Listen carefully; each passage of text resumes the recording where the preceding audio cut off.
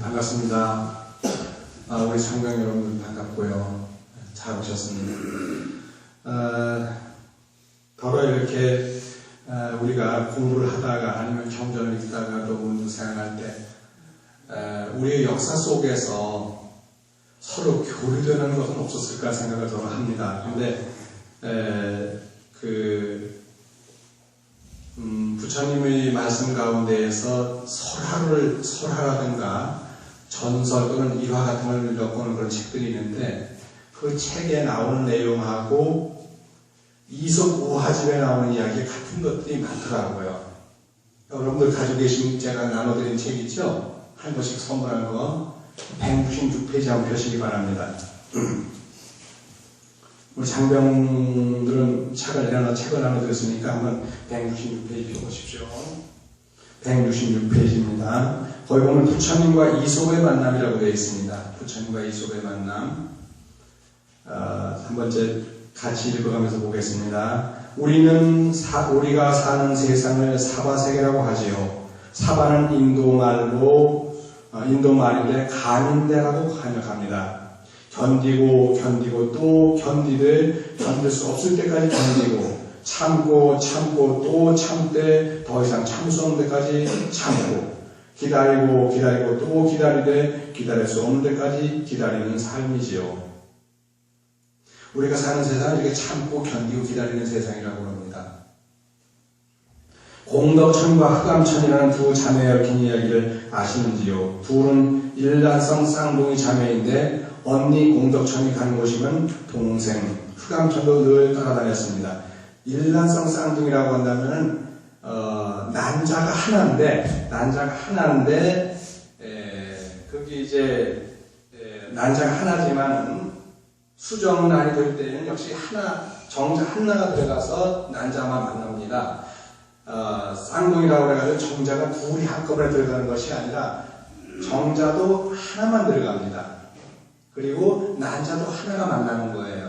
만나가지고 그래서 수정이 되는데 수정된 그 상태에서 아주 특이하게 보통은 하나의 생명만 태어나야 맞습니다. 사람은. 그런데 불구하고 그게 수정란이 착상되는 그 순간부터 이게 자기 복제라고 합니다. 자기 복제가 둘로 복제가 되는 거예요. 혹시 생물학을 연구하신 분들이 있는지 모르지만 생물학을 연구하다 보면 모든 생명은 자기 복제를 합니다. 그걸 DNA라고 하고 RNA라고 얘기를 하는데 DNA라는 말 들어보셨죠? DNA가 아니라 RNA인데 자기 복제를 하는 거예요. 복사를 합니다. 그런데 이게 복제를 하는 가운데에서 두 생명이 태어나는데 그게 바로 일란성 쌍둥이에요.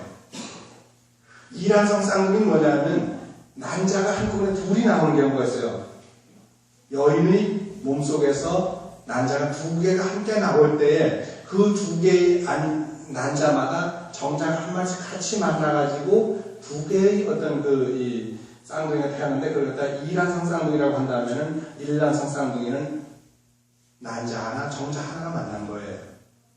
그래서 이 얘기를 제가 안 도관 스님하고 저기 지금 밀양에 있는 어느 절에 있는 스님하고 만났는지 얘기했는데 그 스님 얘기는 일란성 쌍둥이라 하더라도 당연히 생명이 둘이 태어나면은 난자는 하나라 하더라도 일란성이니까 하더라도 정자는 둘이 들어가야 되지 않겠냐라고 하는데 그건 몰라서 그런 거예요. 정자도 하나만 들어갑니다. 근데 다만 거기서 분리가 되기를 두 개로 분리가 되는 것은 보통은 같은 성을 갖고 있으면 여성이나 또는 남성이면 거의 다 일란성입니다.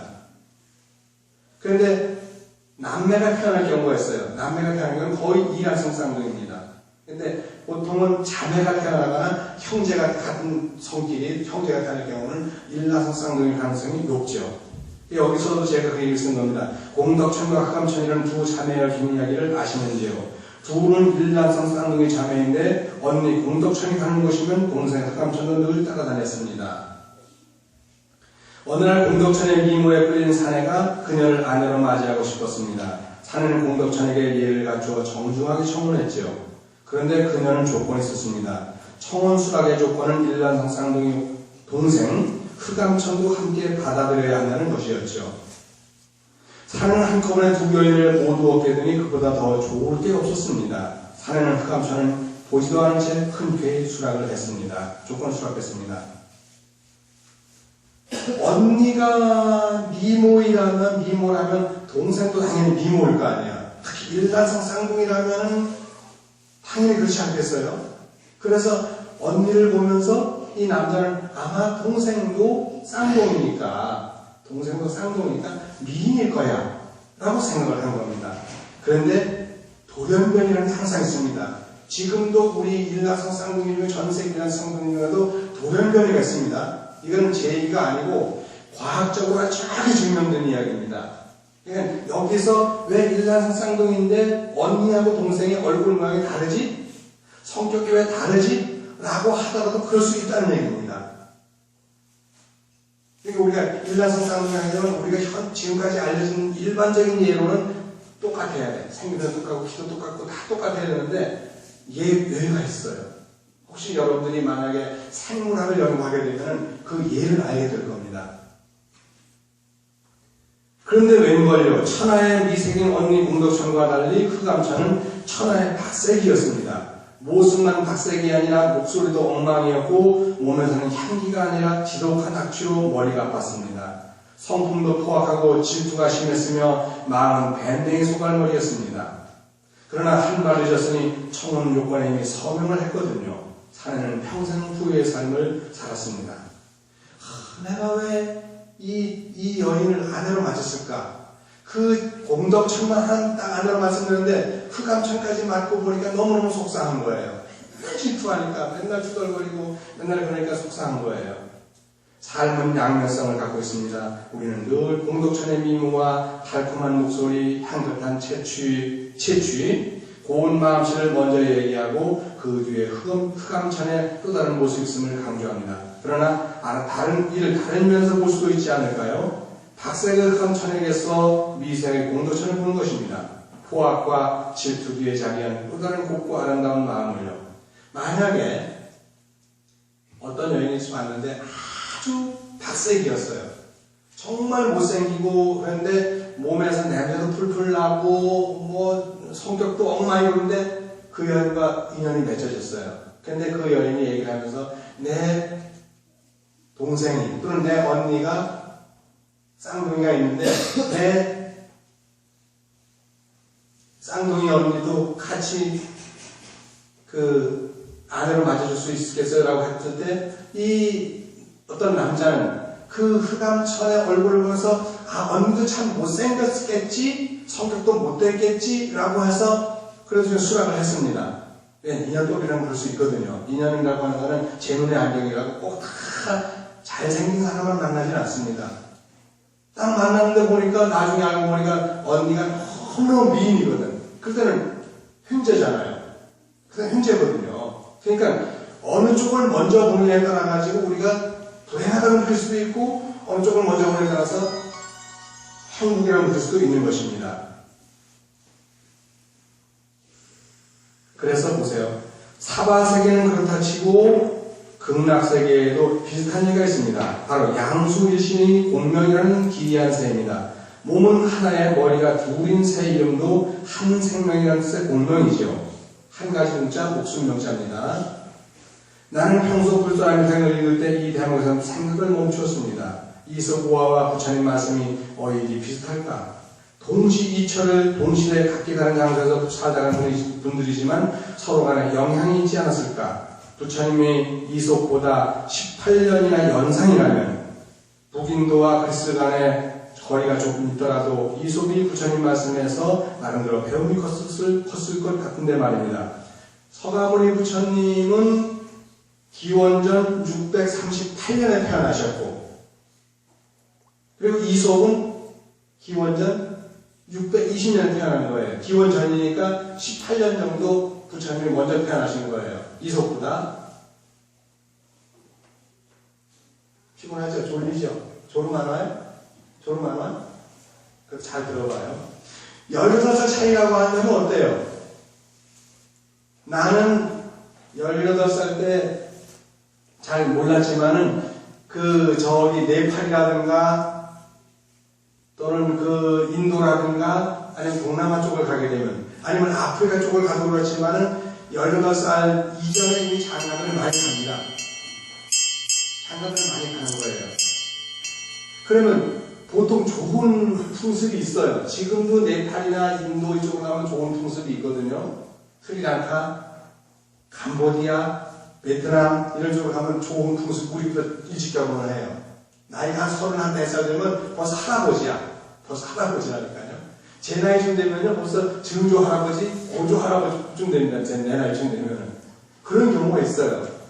그런데 부처님이 19살에 결혼을 해가지고, 결혼했다 그러면은, 19살에 결혼했다 그러면, 뭐, 그랬다면은,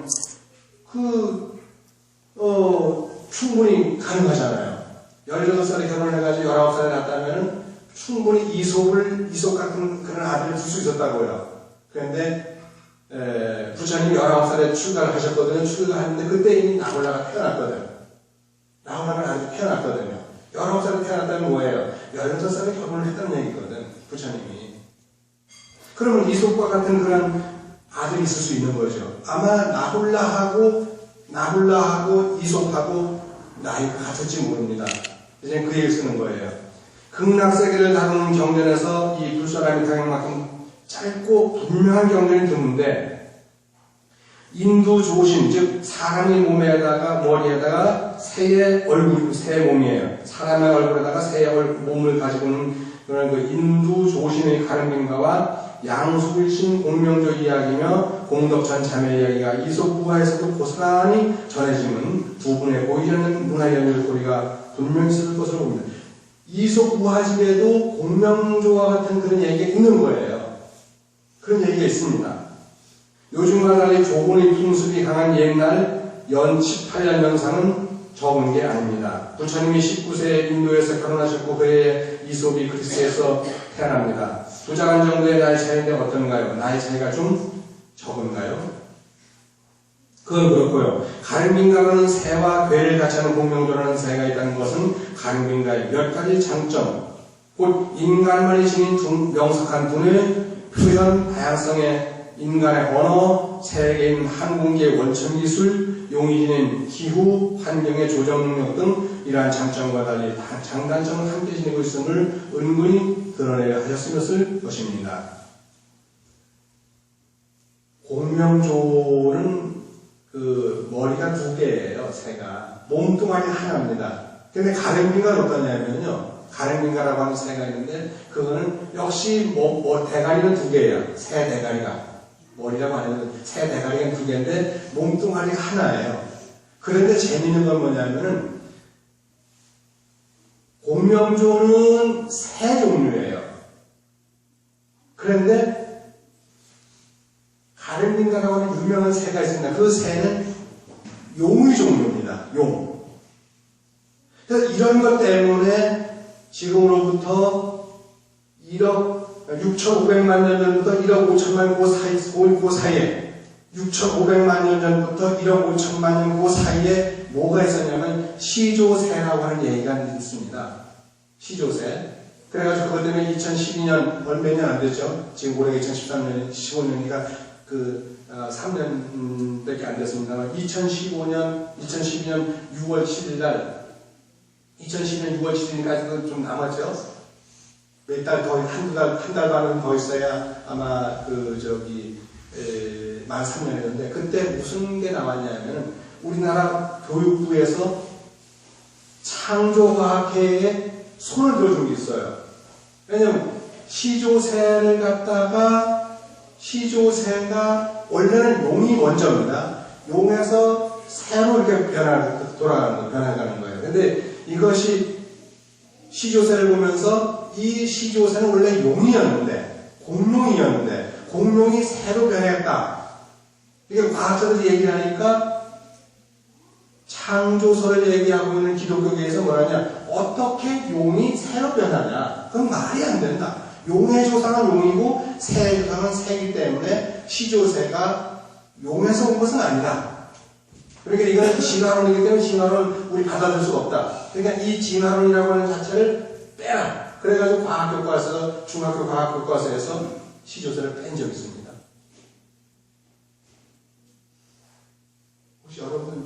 기억 안 나요?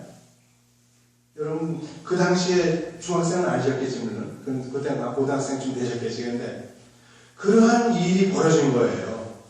교육부가 두 손을 다 들어버린 거예요.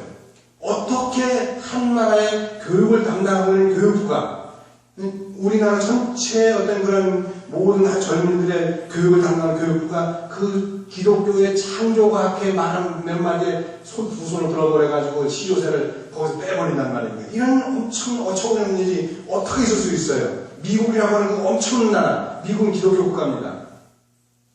기독교의 대통령 후보가 당선이 되게 되면 당선 취임식에서 성경에 올려놓고 선서합니다. 대통령 선서합니다. 우린 그렇게 안 해요. 우린 다종교 국가고 다문화 국가잖아요.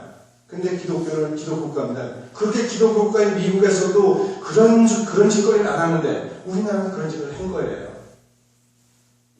그래가지고 2013년도에 이제 2년밖에 안 돼. 2013년도에 야 이건 아니다. 이것만큼은 얼마나 창피한 일이냐.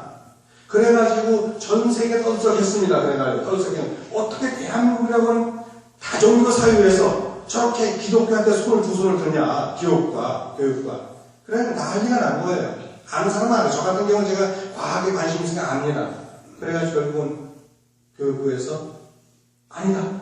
이거는 우리가 그렇게 해결했지만 이거는 빼면 안 된다. 그래 더 강화시켜가지고 진화를 강화시켜요. 근데 사실은 용에서 새로 변한 것은 아닙니다. 용은 용이고 새는 새예요. 용의 조상인 가릉빈가는 용이에요. 가릉빈가라고 하는 것은 이 아미타경 속에 가릉빈가가 나오는데 그 가릉빈가라고 하는 새는 용반목에 해당합니다. 용반목. 혹시 여러분 그 생물학의 관계를 본다면 용반목, 조반목 이런 말 써요. 근데 용반목에서 온 거고, 그리고 시조새는 조반목이에요. 새조자 조반목이라. 용자가 아니고. 이름을 우리가 모르면은 시조새를 저 어디 가서 박물관에 가서 시조새 보면서 이게 뭐야? 이게 그럼 공룡에서 새로 온 거야? 이렇게 할 수 있어요. 근데 사실 그거 둘은 관계가 없습니다. 그래가지고 지금은 시조새가 그냥 시조새일 뿐이지 공룡에서 왔다 소리를 안 합니다. 정확하게 그런 얘기가 되어 있습니다. 근데 그 시조새의 공룡이라고 하는 것이 바로 아미타경에서 이미 얘기를 하는 거예요. 아미타경에서 누굴 얘기를 해요? 아미타경에서는 극락세계에 가릉빈가라고 하는 새가 있는데 용반목이에요. 용의 모습. 왜냐면 꼬리가 용의 꼬리를 갖고 있거든. 용의 꼬리를 갖고 있어요. 대가리는 새 대가리인데 꼬리가 용꼬리예요. 그런데 공명조라고 하는 새는 새 대가리에다 꼬리도 새 꼬리예요. 이건 아미타경을 우리가 읽으면서 정말 엄청난 사건을 읽어야 됩니다. 이거는 우리가 경을 읽으면서 그런 과학적인 걸 모르고 읽으면요 그냥 수가 겉핥기식이에요. 요런 아미타경 한 구절 한 구절에도 그런 엄청난 우리의 삶의 역사가 있고 생태계의 역사가 있는 거예요. 얼마나 멋진 경전입니까, 여러분? 여러분이 가져가서 한번 읽어보세요. 정말 멋진 경전입니다, 이 경전은요. 성서에 이런 말이 안 나옵니다. 어디가 그래도. 죽었다 하는 이 말이 안 나오는데, 이 아미타경 이 말이 나옵니다. 저는 이런 걸 읽을 때마다 정말 감격을 합니다. 감격을 해요. 우리가 경전을 읽을 때 이런 걸 찾아내지 못한다고 한다면, 그건 제대로 경전 못 읽는 거예요. 이런 거 보면 얼마나 멋있어요. 요 한 대목 속에서 극락세계에 공명조도 있고 가릉빈가도 있다고 하는 그 한 대목 속에서 우리가 용반목과 조반목, 용용자 용반목과 새조자 조반목에 대한 어떤 그런 공룡의 세계와 시조새 새들의 세계를 볼 수 있다고 하는 게 얼마나 멋진 일입니까? 참 멋지잖아요. 보세요. 부처님께서 공명조를 예로 드신 것은 선과 악, 아름다움과 추함, 묘음과 음치, 향기와 악취, 너그러움과 질투, 즐거움과 괴로움, 있음과 없음, 채움과 비움, 소유와 나눔, 게으름과 부지런함 등 모든 상대적 개념들을 공명조를 통해서 말씀하고자 하셨을 것입니다. 공명조만 그런 머리를 두 개 가지고 있는 게 아니라 가릉빈가도 머리 두 개를 가지고 있습니다. 공덕천 안에 흑암천이 있다면 흑암천에도 공덕천이 들어있습니다.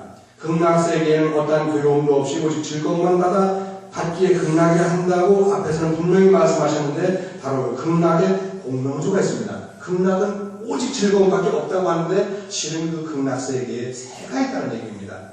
그 새가 무슨 새? 세대를 두 개의 세대를 가진 새가 있는 거예요. 공명조, 가령극락. 그게 무슨 뜻이에요? 다 극락세계에도 괴로움이 있다는 얘기입니다. 괴로움과 즐거움 등 양면성을 모두 내재한 공명조입니다. 그렇다면 극락에도 괴로움은 있죠. 바꿔 말하면 사바세계에도 괴로움만 있는 것이 아니라 그것은 결코 아니듯이 중요한 것은 즐거움과 괴로움을 느끼는 감정의 세계가 무엇인가이죠. 괴로움에서 즐거움을 찾아낸다면 괴로움 그대로가 즐거움일 것이고 즐거움에서 괴로움을 생각한다면 즐거움 그대로가 괴로움일 것입니다. 우리는 살면서 가끔 너무 괴로워를 얘기합니다. 불교에서는 일체 개고라고 합니다. 세상이 다 고통스러운 거야. 즐거움이 어딨어? 라고 하지만 그건 초기 불교에서 하는 얘기고 대승불교에 넘어오게 되면 대승불교에서는 그렇게 얘기를 하지 않습니다. 어떻게 보느냐에 따라 가지고 괴로움이 즐거움이 될 수 있다는 얘기입니다. 우리 장병도 이제 몸이 막 비틀기 시작하죠? 앞으로 그래봐 10분이면 끝나, 10분 후면 끝나. 그러니까 정신 바싹 차리고 들어요. 정말 내 마음이 어떠냐에 따라 가지고 달리 보이는 거예요. 내 마음의 괴로움은 다 괴로운 거예요. 우울증에 걸린 사람들의 입장에서 보면 세상이 다 잿빛으로 보이는 거예요. 그런데 갓 결혼한 신혼부부에게는 온 세상이 다 행복하게 보이는 겁니다. 다 행복한 거예요. 그건 뭐냐? 내 마음이 행복하기 때문에 다 행복한 거예요. 그런데 내 마음이 우울하고 내 마음이 괴롭고 그러면 모두가 다 괴로운 거죠. 저는 그래서 부처님 말씀 중에서도 초기 불교의 이야기를 부정하는 것은 아니지만 대승불교의 그 가르침이 너무너무 저는 마음에 들어요. 대승불교에서는 마음먹게 다녔다. 마음먹게 다녔다. 모든 걸 행복으로 생각하라. 행복하게 생각하라. 그러면 다 행복해지리니. 이 얘기거든요. 자, 그 다음에 보겠습니다. 부처님과 이속은 신분부터가 다릅니다. 부처님은 왕자의 신분이면서도 신분 질서에서 벗어나 출가 수행자가 되었고 뼈를 깎는 고행 끝에 대도를 깨달아 군주마저 초월한 부처님이 되셨지요. 그리고 이속은 노예의 신분으로서 그것은 노예였습니다. 이속은 노예입니다. 부처님은 왕자였잖아요. 신분으로서 사모수 섬에서 태어나 주인에게 자유를 얻어 바빌론에 이르러 리쿠르고스 왕의 조언자까지 되지요. 왕궁 비서실장인 셈입니다. 그런데도 그런 그도 나중에 자신이 뱉은 말이 문제가 되어 델포이에서 안타까운 죽음을 맞습니다. 델포이 신전에서 죽음을 맞습니다. 왜? 바로 자기가 모셨던 그 리쿠르고스라는 그 왕한테 미움을 받아가지고 죽는 거예요. 부처님은 자신의 삶을 80평생을 다 살고 가셨지만 이 사람은 일찍 죽습니다. 그러다가 일찍 죽는데 아주 어려서 죽는 건 아니지만 엄청 빨리 세상을 떠나죠. 한 60살쯤 된 세상을 떠납니다. 부처님보다 18년이나 늦게 태어난 사람이 부처님보다 더 빨리 세상을 떠나는 겁니다. 부처님은 80세를 일기로 자연사, 실제로는 자연사가 아니라 부처님은 식중독으로 돌아가신 거예요. 제가 가로 열고 실제로는 식중독이라고 썼지만 부처님은 식중독으로 돌아가셨습니다. 왜? 인간의 몸뚱아리는 서가모니 부처님도 인간의 몸을 바치셨으니까 인간의 몸뚱아리는 부패된 음식, 상한 음식을 먹으면 배탈이 날 수밖에 없습니다. 만약에 부처님이 상한 음식을 먹었는데 배탈이 안 났다 그러면 서가모니 부처님은 우리와 똑같은 세포를 갖고 있는 것이 아니라 재생세포를 갖고 있는 거예요. 재생세포라고 하는 게 뭐냐면 인간의 세포가 아니라 마치 컴퓨터의 인공지능 인간처럼 로봇처럼 그렇게 사람의 세포가 아닌 기계 세포를 가지고 있는 거예요. 부처님은 그게 아니잖아요. 부처님은 똑같은 세포를 가졌으니까 당연히 상한 음식을 먹으면 배탈이 나야죠. 안 나면 이상하죠. 그러니까 부처님이 한겁 동안, 즉, 한겁이라는 게 46억 년인데, 46억 년 동안 살 수 있는 그 생명을 갖고 계시면서도 왜 일찍 가셨냐? 세포가 받아들이지 못하는 거예요. 상한 음식을. 받아들이지 못하니까 결국은 가신다는 그런 의미죠. 그러니까 부처님은 철저히, 예수님은 신의 아들이고 하느님의 아들이라고 그렇게 얘기하지만 부처님은 철저히 인간이었거든요. 부처님은 철저히 인간입니다. 이걸 가지고 계속 기독교계에서는 뭐냐면, 야, 예수님은 신의 아들인데 부처님은 인간의 아들이었지 않냐? 신의 아들이 뭐가 어떻고 인간의 아들이 뭐가 어떤데? 정말 우리에게 필요한 것은 신의 아들이 필요한 게 아니라 우리에게 필요한 건 인간의 아들이 필요한 겁니다. 지금도 깨어있는 모든 사람들은 예수님은 인간의 아들이라고 얘기합니다. 전 세계 모든 사람들이 대체적으로 한 80%, 90%가 예수는 인간의 아들이라고 합니다. 몇몇, 한 1%에서 한 10%그 정도에만 아직도 신의 아들이라고 믿고 있지, 다 인간의 아들이라고 합니다. 왜? 예수님은 인간의 아들이기 때문에 인간을 이해하는 거예요. 저는 신구약 성서를 아주 완벽하게 7번을 참독하는 사람입니다. 행사 있을 때. 정말 완벽하게. 아마 어떤 목사님보다도 제가 신구약 더 잘합니다. 근데 구약에 보면 하나님은 질투로 아주 온 질투로 그냥 점철되어 있어요. 자기만 안 들으면 막 죽여버립니다. 자기 이름 안 불러주면, 하나님 이름 안 불러주고 여호와를 안 불러주면은 다 죽여버립니다. 그런데 신약에 들어오게 되면 신약의 마태복음, 누가복음, 무슨 요한복음이니 이런 이런 4대 복음서를 통해 뿐만이 아니라 고린도전서나 이런 모든 그런 그 신약에 보게 되면은 그렇게 예수님의 사랑이 위대할 수가 없는 거예요. 정말 위대합니다. 마치 구약을 읽어보게 되면 초기 경전을 읽는다. 불교 초기 경전. 불교 초기 경전을 읽으면 거기는 질투하고 시샘하고 싸우고 복고 시지고 보는 얘기가 많이 나오지만은 대승경전으로 딱 넘어오게 되면 대승경전은 그런 얘기가 안 나옵니다. 그냥 스케일이 어마어마하거든요. 대승경전에서는요. 그런데 신약을 읽어보게 되면 예수님의 말씀이 그렇게 스케일이 클 수가 없는 거예요. 너무너무 대단합니다. 신약, 구약 어디에도 원수를 사랑하는 말이 없습니다. 누가 네 겉옷을 달라면 속옷을 달라면 겉옷까지 벗어주라는 말이 구약에 안 나옵니다. 그런데 신약에 그 말이 나오거든요.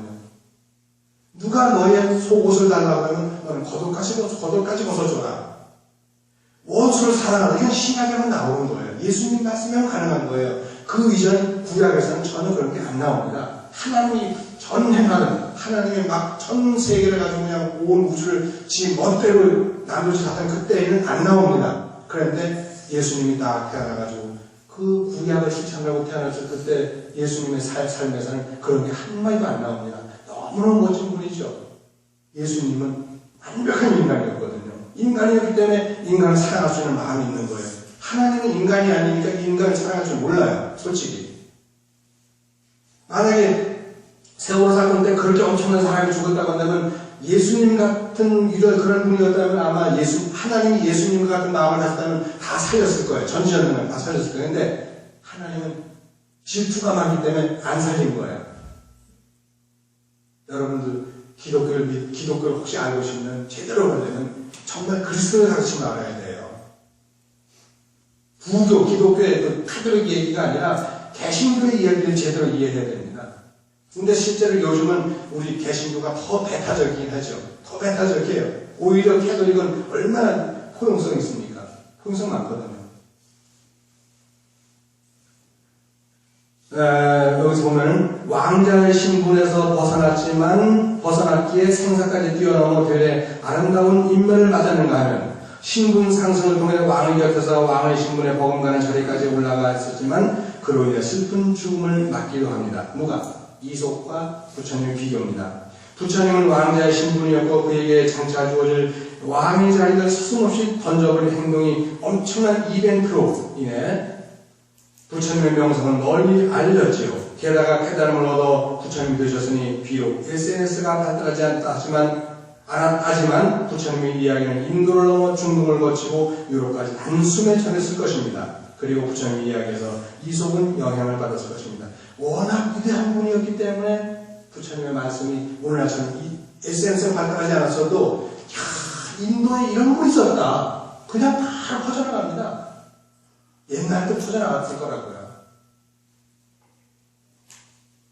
그러니까 이솝이 그 영향을 받아가지고 부처님의 말씀을 자기 우화 속에다가 집어넣었을 겁니다. 자, 다시 한번 공명조를 생각해 보자고요. 공명조도 가랑빈가처럼 사람의 머리에 새의 몸이라는 것을 말입니다. 기능이 많으면 복잡해지듯이 머리가 하나인 가랑빈가보다 머리가 둘인 공명조는 어쩜 생각도 제국으로 많아지고 번뇌도 제국으로 늘어지는 여기 가랑빈가가 가랑빈가는 머리가 하나로 가는데 가랑빈가 사실 머리가 둘인데 제가 나중에 다시 밝혀봤는데 가랑빈가도 머리가 두 개입니다. 공명조도 머리가 두 개인데 가랑빈가도 머리가 두 개예요. 그래서 요건 나중에 하게 되면 재판 나올 때 요거 바꿀 겁니다. 바꾸는데 나중에 보니까 공명조와 똑같이 가랑빈가도 머리가 두 개인데 단 공명조는 꼬리가 새인데 가랑빈가는 꼬리가 용의 꼬리라는 거, 그게 다른 거예요. 그리고 몸의 비늘도 용의 모습인데 가랑빈가는 새는 공명조는 새의 털을 갖고 있다는 게 다른 겁니다. 어쨌든 오늘은 요 공명조와 가랑빈가 그리고 부처님과 이솝 이야기 그리고 공덕천과 흑암천의 이야기를 가지고서 오늘 얘기를 했습니다만 우리가 삶을 살아가면서 정말 부처님 명령서 이런 거 한마디라도 정말 우리가 제대로 이렇게 찾아서 발견할 수 있다고 한다면 우리는 정말 불교를 제대로 공부한 사람이라고 볼 수 있을 것입니다. 이런 거 하나 가지고도 여러분들이 박사학위를 받아도 몇 개씩 받을 수 있습니다. 엉뚱한 박사학위 찾으려고 가지고 이런 거 가지고 박사학위 찾아내면 얼마나 찾아낼 수 있거든요. 그러니까 그렇게 한번 생각하시면서 오늘 얘기를 마치는 걸로 하고요. 그리고 이제 중요한 이 안내문을 우리 회장님께서 하시겠습니다만은 하여간 여러분들 모두 건강하시고 그리고 이번 4월 초파일 때 많이들 관심 가져주시고 그리고 이거 오늘 장병들에게 참 이렇게 오늘 보시겠는데 혹시 이 세상에 가장 소중한 보시가 무슨 보시인지 아시죠? 법보시거든요. 혹시 법보시 하실 분 계시면 오늘 우리 장병들에게 한 이 책 법보시 할 분 있으면 나중에 좀 알려주시면 고맙겠습니다. 우리 회장님한테 얘기해 드리면 됩니다. 고맙습니다. 선물하십시오.